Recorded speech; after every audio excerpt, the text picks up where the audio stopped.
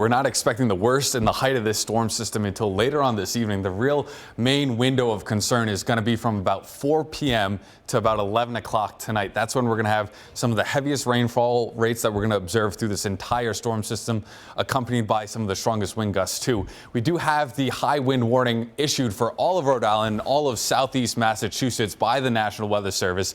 This is because of their high confidence in the potential of some damaging wind gusts across the area. This will officially go into effect starting at 3 p.m. and they've extended it a little bit further to also include some of those impacts out towards the Cape past 1 o'clock this morning.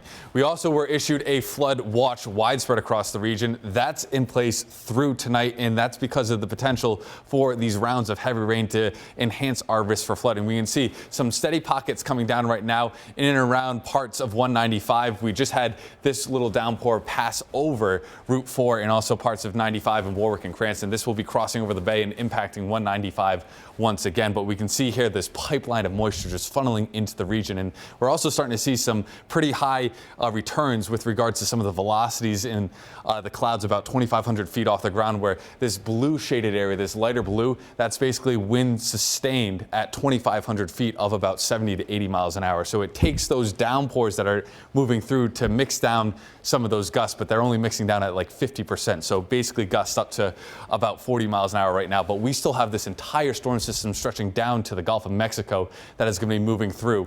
Rainfall wise, we've already picked up some locations already over an inch at TF Green, Newport, New Bedford. And again, the worst of the system is still not here. We're starting to see a little bit more wind speed pick up along the coastline, now sustained at about 20 miles an hour.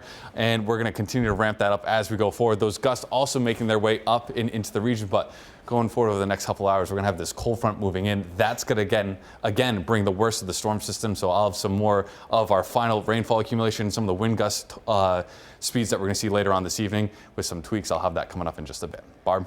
Jason, thank you. And we have this reminder that you can download the WJAR radar app to stay ahead of severe weather. Just use the camera on your phone to scan the QR code that's right there on your screen.